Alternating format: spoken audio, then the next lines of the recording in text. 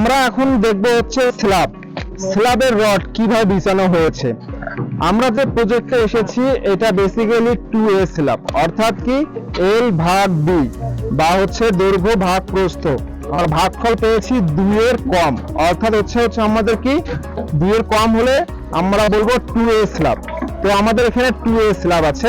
তো 2A স্ল্যাবের আগে প্রথমত আমরা কোন ডিরেকশনের রড আমরা বিছানো হবে বা বিছাবো।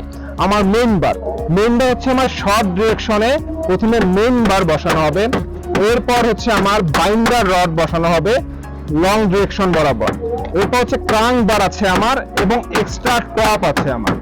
এবার আসি আমরা মেইন বার এবং কোনগুলো আমার সেগুলো আমি শিক্ষার্থীদেরকে দেখাবো। এর আগে আর একটি প্রশ্ন যে আমরা ক্রাঙ্ক বার কেন দিয়ে থাকি।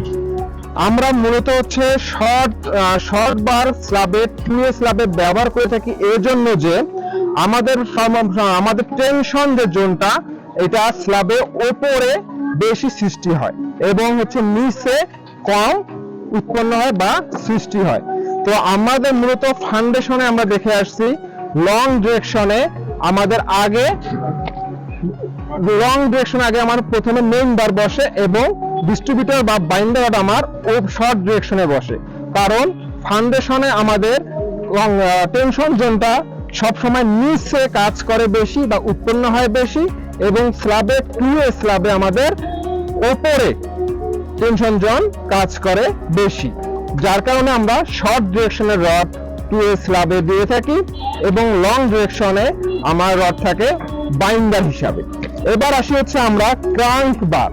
আমরা দেখব যে প্রত্যেকটা স্ল্যাবে আমার ক্রাঙ্ক বার দেয়া আছে, অর্থাৎ আমার জয়েন্ট থেকে L/3 অথবা L/4 জয়েন্ট থেকে বা বিম থেকে আমার L/3 এসে বা L/4 এসে আমার 35 থেকে 45 ডিগ্রি অ্যাঙ্গেল আমার ব্যান্ড হয়ে গেছে। কিন্তু কেন ব্যান্ড হয়ে গেছে, আর এই ব্যান্ডটাকে আমরা বলি মূলত হচ্ছে ক্রাঙ্ক বার। আচ্ছা, ক্রাঙ্ক বার মূলত কেন আমরা দিয়ে থাকি সেটি হচ্ছে যখন আমরা একটি স্ল্যাবে হাঁটা চলা বা হচ্ছে মালামাল বসানো হয় তখন আমার সেকশনের দিকে সাপোর্টের সেকশনের দিকে একটা বিল্ডিং মোমেন্ট উৎপন্ন হয়।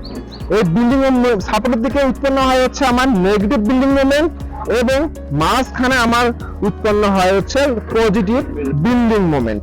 যখন আমার পজিটিভ বিল্ডিং মোমেন্ট উৎপন্ন হয় তখন আমার এই মাঝখানে আমার একটা ব্যান্ড হতে বা সম্ভাবনা হওয়ার প্রবণতা থেকে থাকে, ব্যান্ড হওয়ার।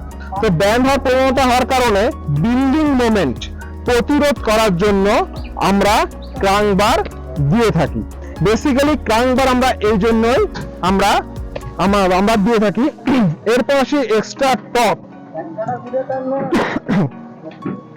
টপ। আমার মূলত হচ্ছে এক্সট্রা টপ কেন আমরা ব্যবহার করে থাকি।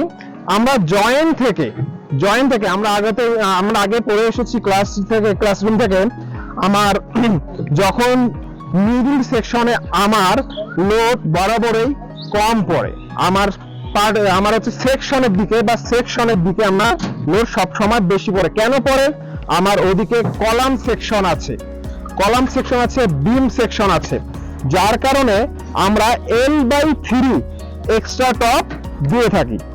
তো আজকে আমরা শিক্ষার্থীদেরকে এক্সট্রা টপ এবং ক্রাঙ্ক বার, মেইন বার, ডিস্ট্রিবিউটর বার দেখাবো এবং তারা বাস্তবে কি আরো চেক করবে সেগুলো দেখাবো। ধন্যবাদ।